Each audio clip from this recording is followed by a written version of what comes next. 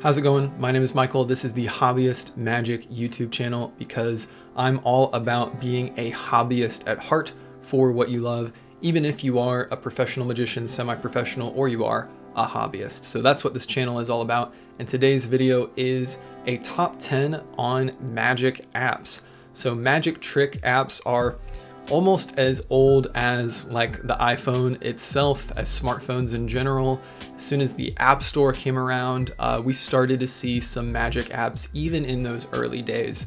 And over the years, they've only continued to get better and better and more complex. And so I have a list of 10 of my personal favorites, and I'm just going to comment on each of them and hopefully give you some ideas for things you can look into and pursue. Now, the thing with magic apps is you can be overused. Like, you don't want your whole act to be magic apps or to be digital magic, but if they're well balanced within a routine or well interspersed in your magic, I think they can be used for great effect. And some of the best reactions I've had come from some of these tricks. So let's get into it right now. At number 10 is technically actually an honorable mention, but that is a trick app that a friend of mine is using. So sort of number 10 / honorable mention.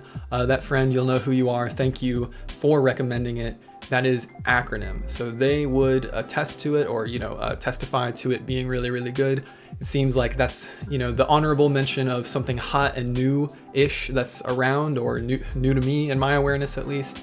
And you can basically line up these different words that spectators seem to randomly select, I believe from Wikipedia, and then it lines up into a prediction, almost like an acrostic. It's on my list to look into, but since the main apps that came to my mind when I was formulating this list created about 9, I figured I'd give the 10th slot to sort of an honorable mention. So sorry that I'm kind of cheating there at number 10.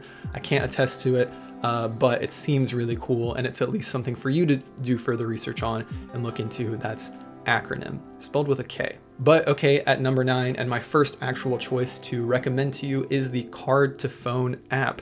Now, this admittedly is probably what you expect from like older magic apps. This is what they did, kind of putting, if you remember like drinking out of the iPhone, that app, or like having a lighter on your iPhone and being able to flick it on and off, it kind of replicates that feeling because you're having objects appear on your phone screen.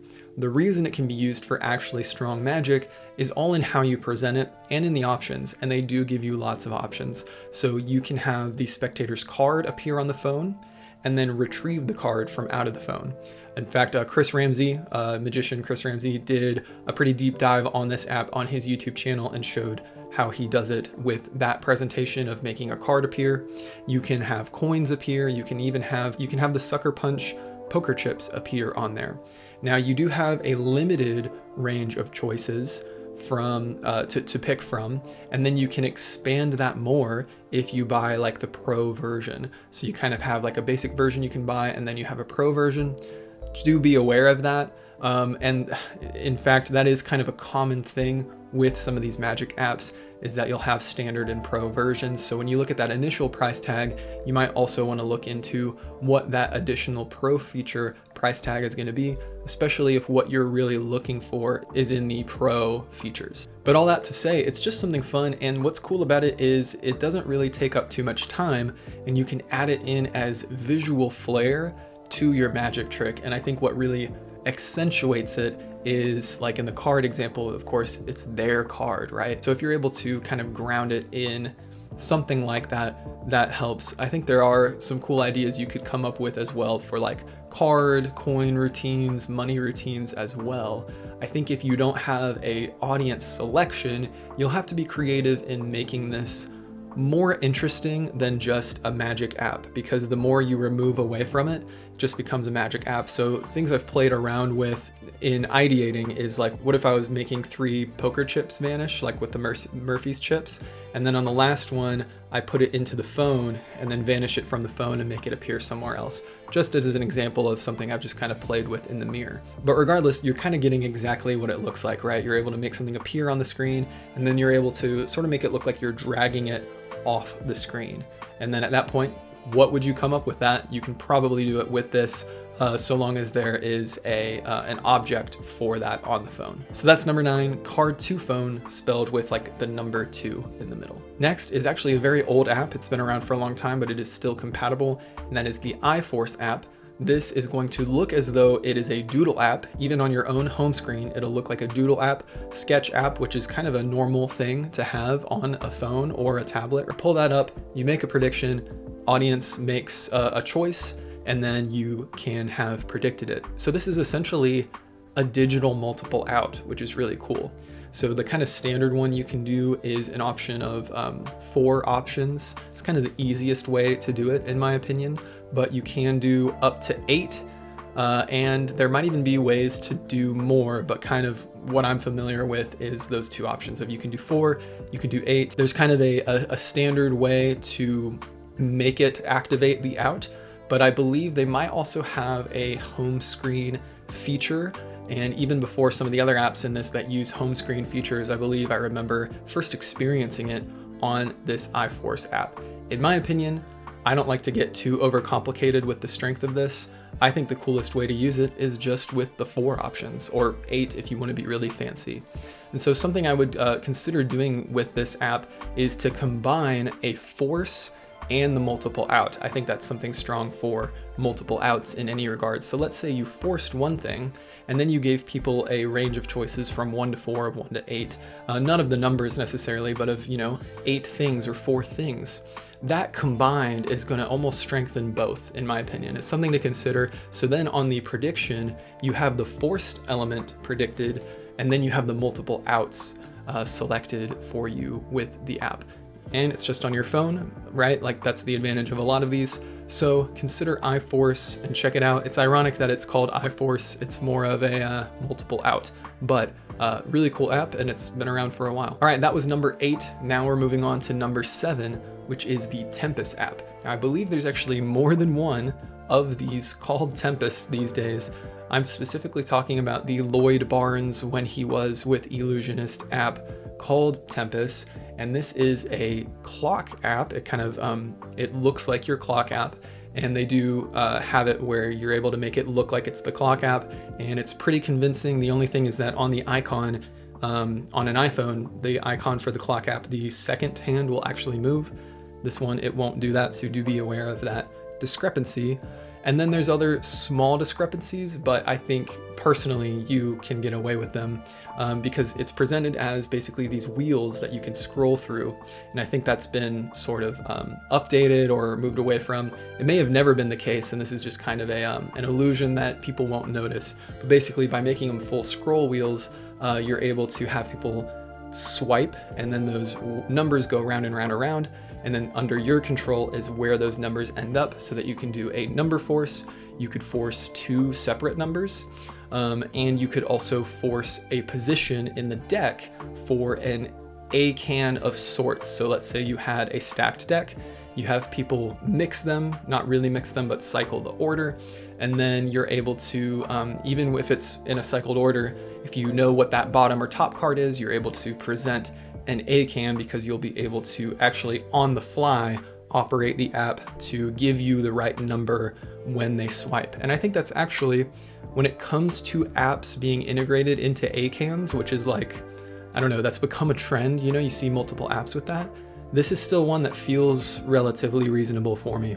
Like I said, there's other ones out there, and even seeing other presentations of different apps, I've been able to kind of glean from that and say, oh, well, what if I change the style I present Tempest with? And I think about that. I have used this in a few cases, but for me, it's just one I like to have if I ever should want to use it, and I think it's fun. And if I were to ever do an app A-can, I think this is kind of the one I would go for. In terms of compatibility and updates, because that's something you have to consider with any of these. I think card to phone and iForce remain updated, if I'm accurate. Tempest is one where I don't think it's receiving updates, so I don't think it's going to always look right with iOS. And like I mentioned at the beginning, it already is discrepant at time of this recording, because technically the clock app on iOS does not cycle the way this app's made to cycle. In my case, I feel like I would still risk getting away with it, but there's a certain point at which that would no longer work.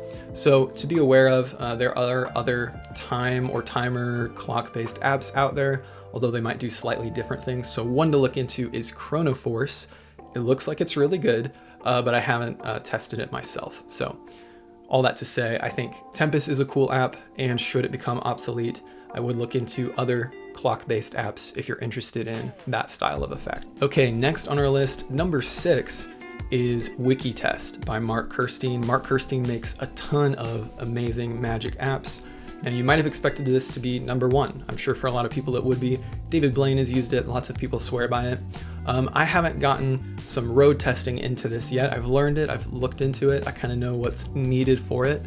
This is a mentalism trick. People are going to search anything they want on Wikipedia, and then they're also going to look at a word within that article, and you're going to be able to guess both the word within the article and the article they searched for. Now with this app, and admittedly a lot of Mark Kirstein apps, he goes out of his way to give you all the options possible. It's very amazing, the technology and the thinking and the software engineering that goes into this. But with a lot of his apps, there's interesting things you have to do when you're borrowing the spectator's phone. But the whole thing is he's gone out of his way to create those so that you can use their phone, right? So it's kind of the price you pay. I think that applies to a lot of magic, is if you're going to get this value over here, there's a price you pay. And so in the case of Mark Kirstein apps, oftentimes including WikiTest, there's something you have to do to their phone, with their phone, in order to get it to the spot you need it to. That's all I'll say. Now, there are a variety of ways you can do that. Some require maybe extra accessories. Some you'll be more comfortable with than others. And in a similar way, I feel like the more clean they look, maybe there's certain risks that will worry you depending on the technology that you're kind of utilizing. So one thing I will say is there's an external accessory I would really like to pick up that Mark Kirstein actually sells that helps you get spectators' phones into these apps. I think it's programmable to make it get into any of these apps. And by that, I mean make the spectator's phone work with the app, for lack of a better term. But all that to say, WikiTest is really cool if you're into mentalism. I will say, and I think this is okay to say, if you're okay with a little bit of memorization, some mentalism tricks require that. That won't be new to you if you're into mentalism. Do be aware of that with WikiTest. But okay, number 5, and this is from Patrick Kuhn, this is Timeline. Timeline allows you to seem to go back in time, which gives you a lot of presentational ideas that you can go with. So the spectator names and number, any number under 10, like a 1-digit number, and you're able to show the clock on your phone going back to that time. Then when they all open their phones are right on that time as well. And it's just a great, I'd say, accessory to a trick. Although he has some different ways he's shown off how he presents it, you can kind of take it front and center, and I've done that, where you just talk about time travel, you talk about the idea of time travel, and they name it, and that you go back to that time and you're there. But a lot of people have integrated this, Patrick included, with like a triumph routine, or he has kind of this set of gimmicks that he's kind of made work together, where you can get them piecemeal, but you can also get all of them, and you can have this whole routine where you do maybe a triumph, but also you have a spectator take a photo of a wallet, and then one card appears in that wallet, and then the second card appears in the photo. And so when you go to that photo moment, you can present it as like, hey, we're going to go back in time to when that photo was taken, right? So all of these can be used, like I said, piecemeal, or you can combine them into a Patrick Kuhn gimmick extravaganza. If you get his Modern Z wallet, if you get the rainbow card, and you get the Timeline app, you can do all those things. Similar to Tempest, unfortunately, I'm starting to notice some discrepancies with the newer iOS. I actually do need to go back and check if he's updated it, just because I haven't played with this app in a while. It's been a little while since I've used it, but I still think in concept, this is a really cool thing that you're doing, this kind of back in time idea. With any of these apps, people are going to worry that it might be an app.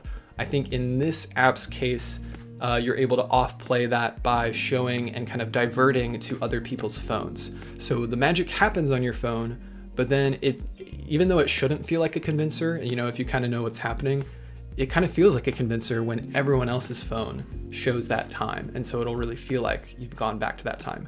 It's up to your presentation, but I think that's a really cool idea. And it's just a creative use of the phone. And similar to, I'd say, what strong apps do is it allows you to move back away from technology. So the technology is used and it's cool, but then you're able to move to, you look at their phones, and then even further, if you've done something with real world props, like maybe the modern Z wallet, that app moment becomes an accent to this cool thing that's happened in the real world, which will make it feel more tangible, right? And that's kind of an ongoing discussion amongst magicians. I've even seen like an illusionist blog on that, of like how you integrate the pairing of real props with the digital. But that's timeline. Let's move on to number 4 now, which is Cipher. And Cipher is an app that basically lets you do toxic force, but it also lets you peek all the numbers that the spectator put into it. So imagine giving your spectator the phone, they put in their birth month, their birth day, their birth year, and then their PIN code, and they multiply that all together. They come out with an outcome, and that's toxic forced. So you have a bill serial number or a lottery ticket number or today's date, and then you're able on top of that to peek all those numbers they put in, so you can reveal how old they are, what year they were born, their secret PIN code, their birth month and birthday. All that information, should you so choose, can be revealed in that really cool performance you see on the trailer from Ryan Tricks. I love this app. I don't even use it for all the peaks. I've been using it just for the final PIN code. So we have, if I do this for a group, I have them put a bunch of numbers in randomly. I see them, and then on the last person, I look away and say, just put random 4 digits in, but memorize them. Then they press equals. I get the hit of the force being revealed, and then I get the hit of having revealed or perceived the peak. Really cool app. Once again, this is what we're dealing with across the board with toxic force. iOS updates are once again our nemesis here, because this doesn't look like the calculator app anymore. I think, gotten away with this. I've used it on a couple shows this month. I did overhear people, and this happens in any magic environment or show. I heard some people sussing out the toxic force that I had done, but that's really not a knock on the app still. That's just a knock on the toxic force I was using on that day. They backtracked and saw like that the numbers didn't work out. So that's notes for me in my presentation, and also the final number I chose, but isn't necessarily a knock against the app, right? But there is a broader conversation here. After that performance where I overheard that, I started to think through if I need to go back to, there are physical notebook ways to add a number, right? Like that has existed before the toxic force, the calculator force, if you're familiar with it. But I don't know, it's still a really cool effect to do with the iPhone, and it just makes sense in a modern context to use the calculator. So I think it's more of a performance note for me, but I did want to let you know. So in all these cases, in a lot of these apps cases, updates long-term are just something you have to be aware of and contend with, of like, is it worth it? Is it worth it that this might go away eventually and I'll need to get a physical prop or a different app in the future to replace it? Think of that with WikiTest as well. WikiTest is very expensive, although Mark Kirstein in general seems to give his apps more longevity. So you just kind of have to take all that into consideration. Okay, next, and speaking of Mark Kirstein, is another one from him. At number 3, I have ISO. This one's really cool because once again, the phone is used as sort of an accessory to a physical trick that's happening in real life. So imagine taking a picture of a bill on the spectator's phone. That way they have the serial number for later, and then you reveal that bill in an impossible location and they can confirm the serial number, right? So serial number dupe, for lack of a better term, is essentially what you're able to do here. The rest is all real life. Like, you need to know where you've loaded your bill, and you need to know what tools, whether it's sleight of hand or gimmicks that you're using to vanish the other bill. But still, the prover is so powerful by being able to have a photo on the spectator's phone of the bill and the serial numbers match. Now, I want to be fully honest about what I learned over the process of using this app and learning the different techniques it uses. It has a pro version that allows you to digitally place serial numbers. I'll just say that. That was not up to my standards. It's amazing. I feel bad even like complaining about it, like being rude. But when it comes to magic, if I feel like the spectator might be able to tell, especially on a photo, like they're gonna zoom in on the photo, right? Like that's how you're gonna scrutinize it. that little bit of discrepancy, however little it is, think about the ways it could be discrepant. You're probably in the right realm. I just had to lay that off the table. And I was like, I've spent, I had the little extra spending I need to spend, but it's just kind of a bummer. So they talk about all these ways that they would encourage you, the creators of Mark Kirstein, and I'll put the other creator up here. I apologize that I'm just forgetting it at the moment. They talk about all the ways they would encourage you to make this photo work, where they encourage you to have it, grounded in the scene. But the prep that requires is not to my standards, because basically, if you wanted to load your bill, let's say, in a completely impossible location, that means your bill is not going to be accessible at your venue, because it's already going to be, in an impossible to reach location. I'll kind of fully play my cards here. I've used this in a show where I had it appear in a sealed deck. Okay, so when I bring that sealed deck to my venue, I can't retrieve that bill out and do what I need to do, okay? So that meant I had to basically do what they would call a weaker way of having that photo ready. I know that may sound confusing if you don't know the app, because I'm trying to protect, elements of it for the product. But all that to say, it still killed. So I did this with a show, and I used a weaker photo, we'll just say, for lack of a better term, and I think it still killed because it's on the spectator's phone, and they have the timestamp, all that stuff. So this was something I practiced ruthlessly because I was terrified of things going wrong. There are a couple things that can go wrong, quote unquote, but in the tutorials, they do go into length explaining all the exact steps. Mark explains, you do this, you touch here, etc., all those different things. So if you know what you're doing and you do it right, it seems like it will work, but there are a couple things I'm scared of with it, just in the way it works. It's almost like it's not fully optimized, although with the things that it's using, I wonder if Mark is just stuck with a couple of the idiosyncrasies of the iPhone, okay, without getting into it too much. So I know this kind of sounds strange, but I just did want to be upfront about how this is such a cool app, but in my use case that I wanted it for, there were drawbacks. The digital serial number I don't think is there, and you just need to be really careful. So I felt like it was worth it for me, and it worked out. I might do it in a future show and it won't work out. So for this one, I had all my outs thought through, right? I was like, if I get to this point and the app fails, I'm going to have to divert into something else, okay?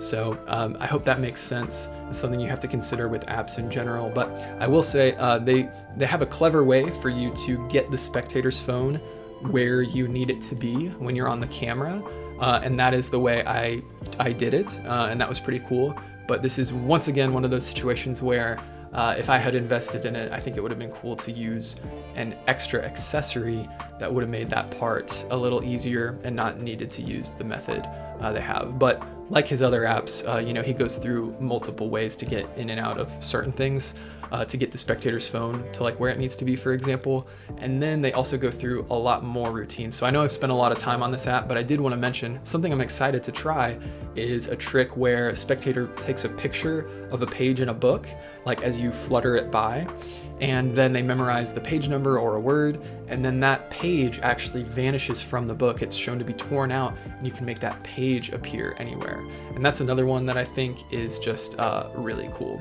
Some things you have to consider that I haven't mentioned yet are also like the lighting of your environment, which plays into how they recommend you get that photo that is taken and then shown to be proven later. Basically, you don't want your lighting to mismatch. I won't speak too much further into that to protect the app once again, but I think in a lot of the marketing, they go into what you're doing, right? But it is just something you have to consider. So really cool app. There's some higher stakes with it though, and that's just something I think you have to be aware of. Next is one from Mark Kirstein that I've had for a long time, and that is Earworm, and this integrates with a lot of other of his apps as well, which he does that too. He likes to integrate a lot of apps together. And so Earworm is one in which your spectator can name a song. You know, there's different ways that they can, you can do it where they just name the song. You can also have them write it down in your notes app. You can have them do it in a couple different ways. And then on their phone that you had set a prediction on ahead of time, you're able to turn over and show that that song is playing on YouTube, for example. There's also a Wikipedia article version if you want to do that instead. I think this app is really cool. Now, this is once again one of those where the cleaner version just feels a little riskier to me. I don't like using the method that is used to make it look a little cleaner personally, but I'm okay with that. I'm okay with a little more comfiness for the drawback of it, at least right now.